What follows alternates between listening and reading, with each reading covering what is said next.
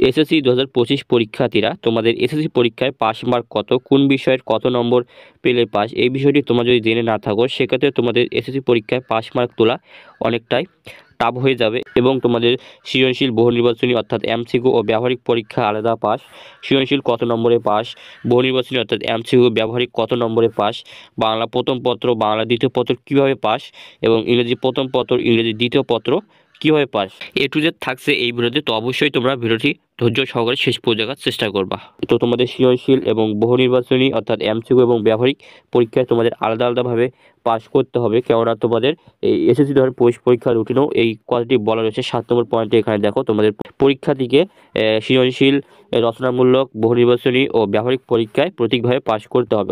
অর্থাৎ তোমাকে সৃজনশীল, বহু নির্বাচনী এবং ব্যবহারিক পরীক্ষায় তোমাকে আলাদা আলাদাভাবে পাস করতে হবে। এই তিনটি অংশের মধ্যে তুমি যদি যে কোনো একটি অংশে ফেল পড়ো সেক্ষেত্রে তোমাকে কিন্তু ওই সাবজেক্টে ফেল হিসেবে গণ্য করা হবে।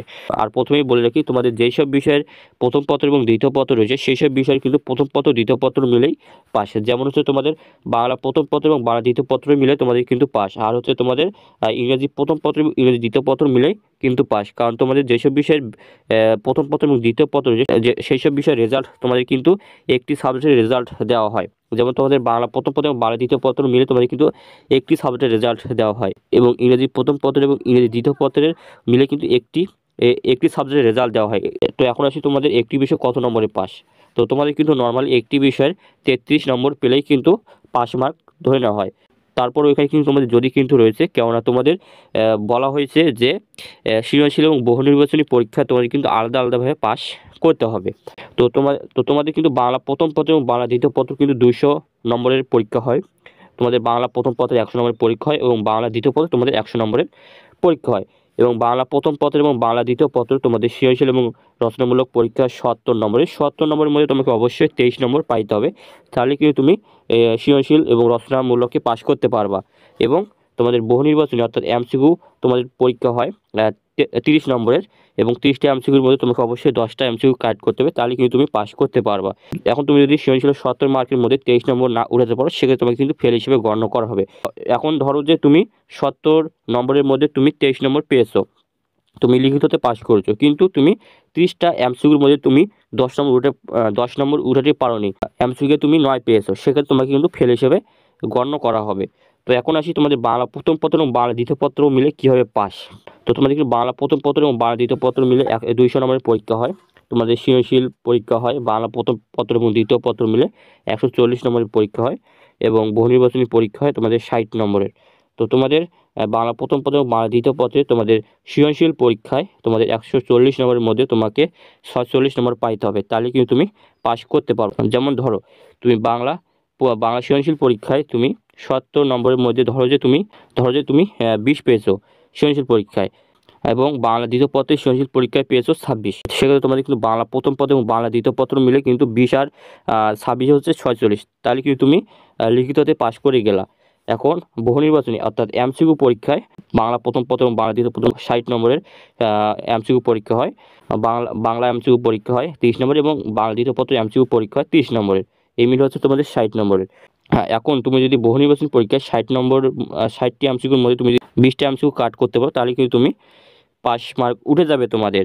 যেমন ধরো তুমি বাংলা প্রথম পত্রে এমসিকিউ পরীক্ষায় 30টি এমসিকিউর মধ্যে তুমি ধরলাম যে তুমি 5টি কাট করতে পেরেছো আর 5টি পারোনি, সেক্ষেত্রে তুমি যদি এখন বাংলা দ্বিতীয় পত্রের এমসিকিউ ও পরীক্ষায় 30টা এমসিকিউর মধ্যে তুমি যদি 15টা কাট করতে পারো তাহলে কিন্তু তোমার পাস। এই বললাম যে তুমি বাংলা প্রথম পত্রের এমসিকিউ পরীক্ষায় 5টি কাট করেছো এবং তুমি বাংলা দ্বিতীয় পত্রের পরীক্ষায় 15টি কাট করেছো, সেক্ষেত্রে তোমাদের এখানে কিন্তু 20টা এমসিকিউ হয়ে গেলো, সেক্ষেত্রে তোমাকে পাস হিসেবে গণ্য করা হবে। তোমাকে অর্থাৎ তোমার বাংলা প্রথম পত্র এবং বাংলা দ্বিতীয় পত্র মিলে তুমি যদি 66 পাও তাহলে কিন্তু তুমি পাস করতে পারবা। তবে অবশ্যই তোমাদের কিন্তু সৃজনশীল এবং বহু নির্বাচনী আলাদা আলাদাভাবে পাস করতে হবে। বাংলা প্রথম পত্র এবং বাংলা দ্বিতীয় পত্রে সৃজনশীল এবং নির্মিত অংশে 140 নম্বরের মধ্যে তোমাকে 46 নম্বর পাইতে হবে বাংলা প্রথম পত্র এবং বাংলা দ্বিতীয় পত্র মিলে, এবং বাংলা প্রথম পত্র এবং বাংলা দ্বিতীয় পত্রে বহু নির্বাচনী এমসিকিউ পরীক্ষায় 60 নম্বরের মধ্যে তোমাকে 20 নম্বর পাইতে হবে, তাহলে কিন্তু তুমি পাস হিসেবে গণ্য হবে। তো আশা করি বিষয়টা ক্লিয়ার। তো এখন আছে তোমাদের ইংরেজি প্রথম পত্র এবং ইংরেজি দ্বিতীয় পত্রে তো তোমাদের কিন্তু ইংরেজি প্রথম পত্র এবং ইংরেজি দ্বিতীয় পত্র দুই পত্র মিলে তোমাদের 200 নম্বরের পরীক্ষা হয়। ইংরেজি প্রথম পত্র 100 নম্বরের পরীক্ষা হয় এবং ইংরেজি দ্বিতীয় পত্র তোমাদের 100 নম্বরের পরীক্ষা হয়।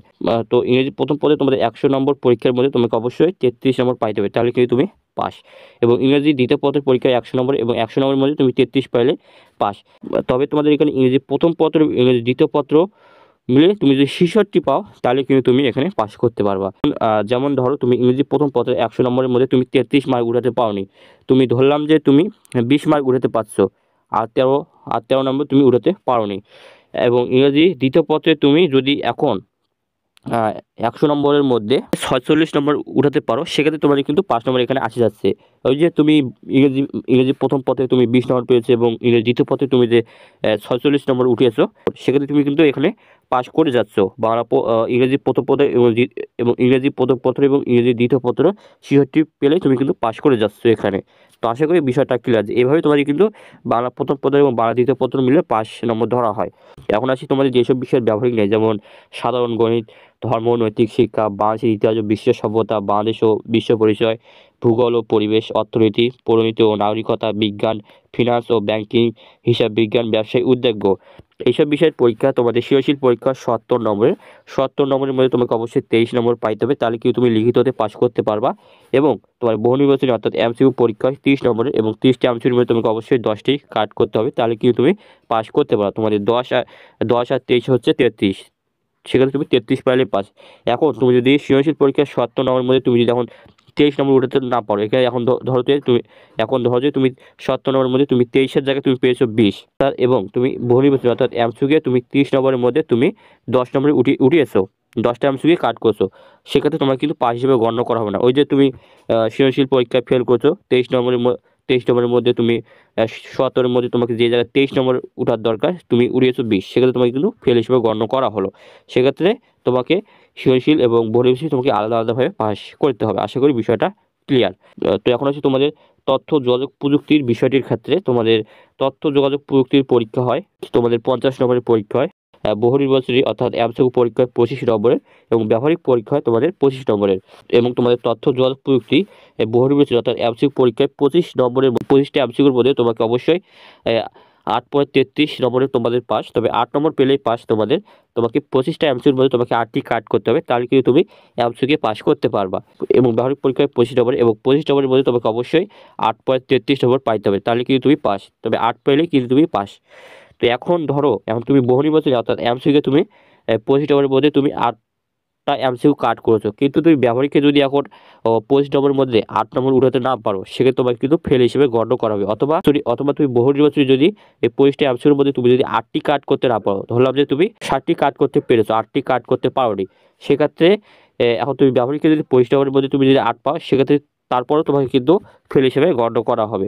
অর্থাৎ তোমাদের বহু নির্বাচনী এবং ব্যবহারিককে তোমাকে আলাদা আলাদাভাবে পাস করতে হবে। তো এখন আসছি তোমাদের যেসব বিষয়ের ব্যবহারিক পরীক্ষা রয়েছে, যেমন জীববিজ্ঞান, রসায়ন, গাছবিজ্ঞান, উচ্চতর গণিত, কৃষিশিক্ষা এবং পদার্থবিজ্ঞান। তো এইসব বিষয় তোমাদের পরীক্ষায় মোট 100 নম্বরের। এবং তোমাদের সৃজনশীল পরীক্ষা হবে এইসব বিষয়ের 50 নম্বরের। এবং তোমাদের 50 নম্বরের মধ্যে তোমাকে অবশ্যই 16.67 পাইতে হবে, সেক্ষেত্রে তোমাকে কিন্তু লিখিত অর্থাৎ সৃজনশীল পরীক্ষায় পাস হিসেবে গণ্য করা হবে।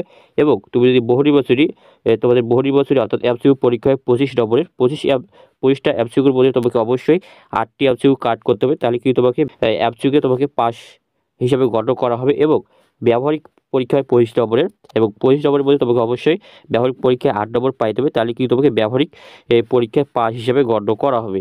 যেহেতু তোমাদের সৃজনশীল, বহু নির্বাচনী অর্থাৎ এমসিকিউ এবং ব্যবহারিককে তোমাদের আলাদা আলাদাভাবে পাস করতে হবে, সেক্ষেত্রে তোমাকে কিন্তু অবশ্যই এই 3টি অংশে তোমাকে কিন্তু আলাদা আলাদাভাবে পাস করতে হবে। এখন ধরলাম যে তুমি সৃজনশীল পরীক্ষায় 50 নম্বরের মধ্যে 16 নম্বর পেয়েছো, কিন্তু তুমি বহু নির্বাচনী অর্থাৎ এমসিকিউ তুমি 25 নম্বরের মধ্যে তুমি 8টি এমসিকিউ কাট করতে পারোনি, তুমি 60টি করেছো। এবং তুমি যদি ব্যবহারিক পরীক্ষায় 25 নম্বরের মধ্যে 8 নম্বর উঠাতে পারো, তারপরে তোমাকে কিন্তু ফেল হিসেবে গণ্য করা হবে। কারণ এই যে তুমি বহু নির্বাচনীতে ফেল করেছো, তারপরে এখন তুমি যদি সৃজনশীলে যদি এখন তুমি 50 নম্বরের মধ্যে 16 নম্বর উঠাতে না পারো এবং তুমি বহু নির্বাচনী এবং ব্যবহারিককে পাস করতে পেরেছো, তারপরে তোমাকে কিন্তু ফেল হিসেবে গণ্য করা হবে। আশা করি বিষয়টা ক্লিয়ার। এভাবে কিন্তু তোমাদের 5 নম্বরটা গণ্য করা হবে। তো অবশ্যই তোমাকে কিন্তু প্রতীকভাবে পাস করতে হবে। বহু নির্বাচনী, সৃজনশীল এবং ব্যবহারিককে তোমাকে আলাদা আলাদাভাবে পাস করতে হবে, তবে তোমাদের বাংলা প্রথম পত্র, বাংলা দ্বিতীয় পত্র মিলে পাস এবং ইংরেজি প্রথম পত্র এবং ইংরেজি দ্বিতীয় পত্র মিলে পাস। তো আশা করি বিষয়টা ক্লিয়ার। তো এখানে ভিডিও শেষ করছি। যদি ভিডিও ভালো লাগে অবশ্যই একটা লাইক সাবস্ক্রাইব কমেন্ট করবা, তোমাদের বন্ধুদের মাঝে শেয়ার করো। তো দেখা হচ্ছে আরেকটা কোনো ভিডিও, তখন ভালো থাকো।